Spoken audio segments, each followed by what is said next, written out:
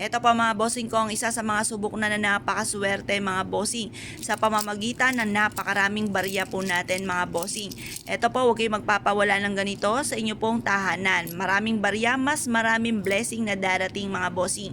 Ngayon pa mga bossing, tuturuan ko pa po kayo para magtuloy-tuloy ang flow ng swerte sa pamamagitan ng napakalinis na tubig para mas maging masagana ang pamumuhay.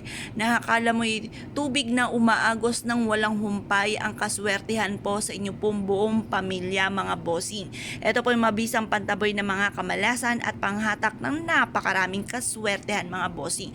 Basta positive ka lamang habang ginagawa nyo po ito mga bossing.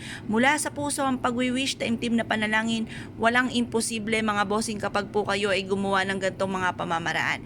Ang gagawin nyo lamang, hugasan yung magaling ang ating pong mga barya mga bossing. At kapag po ito'y natuyo na, hayaan nyo siyang kusang matuyo sa liwanag ng sinag ng araw sa umaga.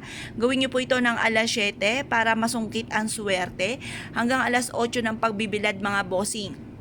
Kasi ang liwanag ng sinag ng araw ay bitamina sa ating balat at nakakatulong pa na maka-attract ng swerte mga bossing. Kasi ang liwanag ng sinag ng araw, pataas ang araw at ang sunod ay liwanag, tagumpay, kasagutan sa mga problema mga bossing.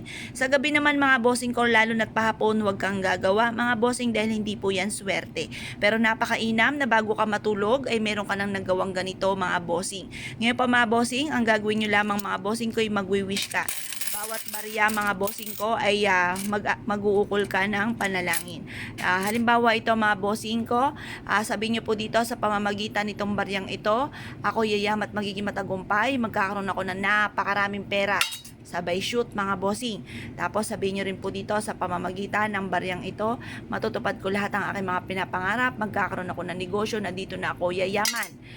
Tapos sabihin nyo po dito, magkakaroon ako ng maraming ipon sa bangko, maraming lupain. Basta itodo-todo nyo na ang inyong mga kahilingan. At sa aking negosyo ay dito na ako yayaman. Magkakaroon ako ng sarili kong sports car. Yan. Mababayaran ko lahat ang aking mga pagkakautang or kaya ang aking mga hulugan. Ganun po inyo po mga pagwiwish. Direct to the point ang pagwiwish, walang gamit na sana mga bossing. Sabihin nyo po lahat ng pangangailangan ng aking anak ay matutupad. Tapos sabihin nyo po dito, maliligtas kami na aking buong pamilya sa anumang kapahamakan at magkakaroon kami na napakahabang buhay. Yan, itotodo nyo na ang inyong kahilingan. Lahat na po i-wish po ninyo, huwag ka nang mahiya pa. Tapos huwag kang gagamit na sana kapag ikaw ay nagwi-wish. Walang imposible sa mga taong masisipag at naniniwala na magiging matagumpay sa buhay. Na hindi laging ganyan ang takbo ng pamumuhay. Walang imposible mga bossing. Ngayon pa mga bossing, subukan nyo po itong gawin ng may positibong pananaw para gumana ang ating law of attraction. Kung anong ating iniisip, anong salita, ay niyan po'y magaganap mga bossing. Ngayon pa mga bossing, kung ikaw ay naniniwala at naisip po itong gawin, ay siya. Good luck po, sige po lahat.